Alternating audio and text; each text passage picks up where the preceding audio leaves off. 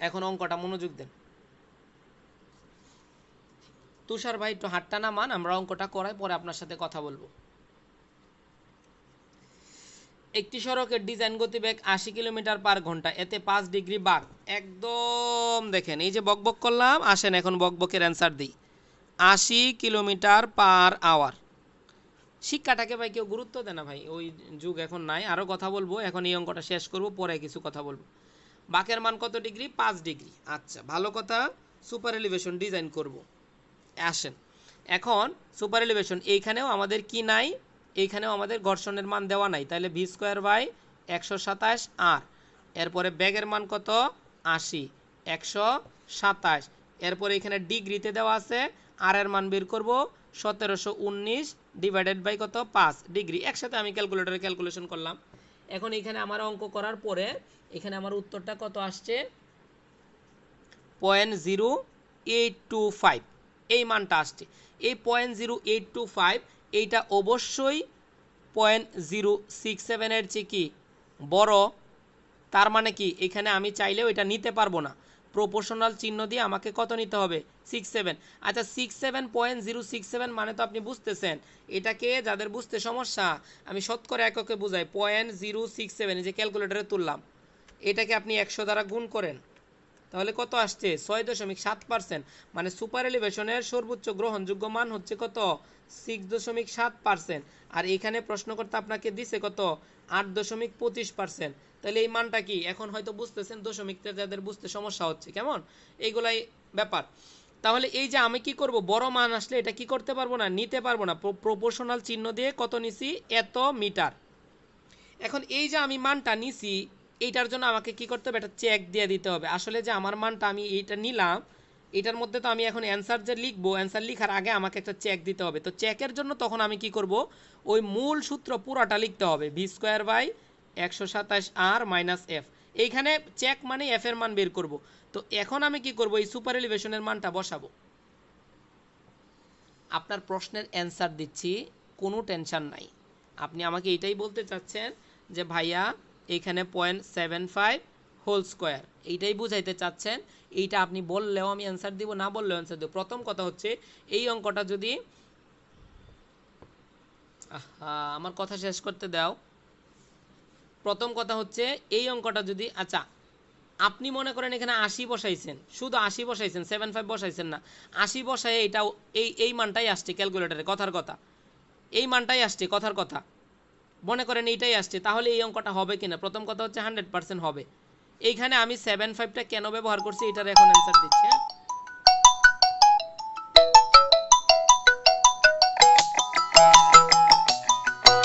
মানুষ কাউকে কল দিলে কমন সেন্স নাই, কল দিতে পারে কিনা, মন চাইলেও কল দিয়ে দিবে।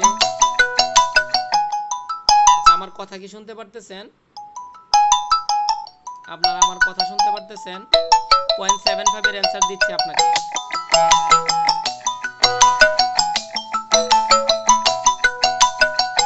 আচ্ছা ঠিক আছে, দেখেন প্রথম কথা হচ্ছে যদি প্রশ্নকর্তা আপনাকে বলে দেয় মিশ্র সড়ক, তখন আপনি এই 75টা ব্যবহার করবেন। কখন?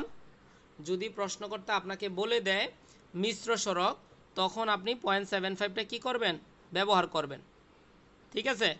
যখন আপনাকে প্রশ্নকর্তা বলবে মিশ্র সড়ক, যদি মিশ্র সড়ক বলা না থাকে তখন বলা থাকতে পারে দ্রুতগামী সড়ক, ধীরগামী সড়ক, অথবা কোনো কিছুই বলা নাই, তাহলে আপনি শুধুমাত্র 80 দিয়ে অঙ্কটা করলেই আপনার অঙ্ক হয়ে যাবে।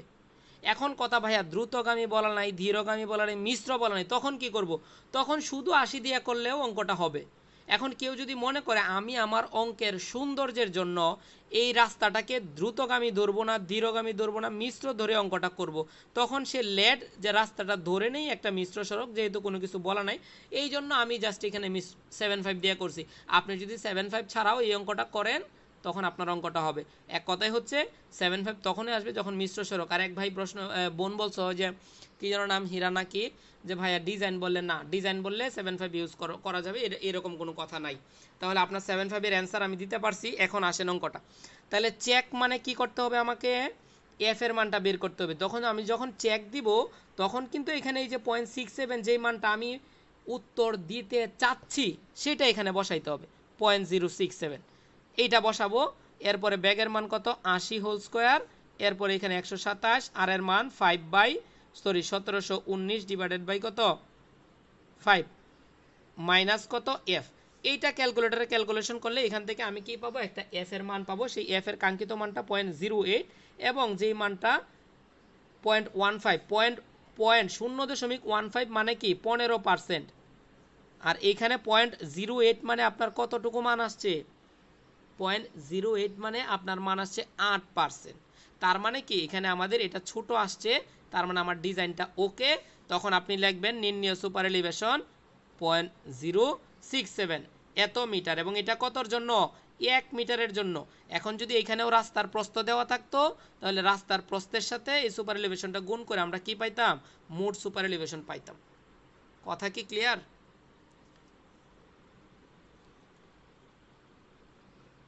0.75 বুঝি নাই। 0.75 শুধু মিশ্র সড়কে ব্যবহার হবে, অন্য কোনো সড়কে ব্যবহার হবে না। যদি প্রশ্নের মধ্যে দ্রুতগামী ধীরগামী মিশ্র বলা না থাকে আপনি চাইলে ধরে করতে পারেন, না ধরে করতে পারেন। আমি এখানে অঙ্কের সৌন্দর্যের জন্য ধরছি শুধু মিশ্র সড়কে 75 হবে। এই অঙ্ক কি আমি বুঝাইতে পারছি? আমার মনে হয় না একজনের সমস্যা হবে ইনশাআল্লাহ। এখন আর একটা বিষয় পড়াবো, সেটা হচ্ছে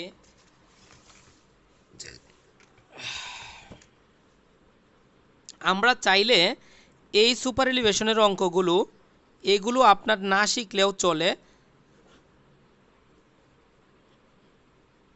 তারপরেও আমার একটু বলতে হয়। কেন বলতে হয়? আমরা মাত্র যে অঙ্কটা করছি ব্যাগের মান কিলোমিটার পার আওয়ারে থাকলে কিভাবে করব, খুব ভালোভাবে খেয়াল করেন। এখন কথা ভাইয়া ব্যাগের মান যদি মিটার পার সেকেন্ডে থাকে তখন অঙ্ক কিভাবে করব? ভাইয়া ব্যাগের মান যদি ফিট পার সেকেন্ডে থাকে তখন অঙ্ক কিভাবে করব? এইটা পরীক্ষার হলে ভুল কোথায় করেন মনে রাখবেন।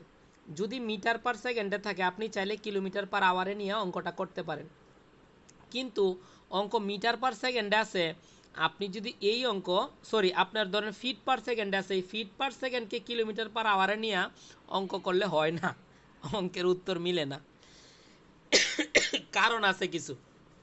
কারণটা হচ্ছে ওই যে গতকালকে ক্লাসে বলছিলাম ভি স্কোয়ার বা 127, আর এই যে ধ্রুবক মানটা এখানে প্রশ্নকর্তা ব্যবহার করছে, এইটা কিন্তু যখন উনি সূত্র প্রমাণ করছে অনেক কিছু ক্যালকুলেশন করে এখানে 127 আসছে, মানে এই যে 1/127 যে ধ্রুবক মান, তো এই মানটা এমকেএস পদ্ধতির সাথেই সম্পর্কিত। তো এইটার সাথে আপনি ফিট জোড়া লাগাইলে অঙ্কটা হবে না, ঠিক আছে?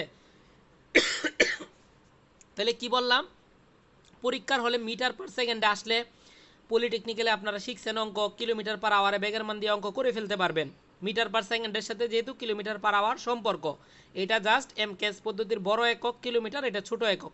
কিন্তু ফিট পার সেকেন্ডে থাকলে কেউ যদি মনে করে আমি ফিট থেকে মিটারে যাব, মিটার থেকে কিলোমিটারে যাব, তার অঙ্ক হবে না। এখন কথা ভাই তখন সমাধান কি?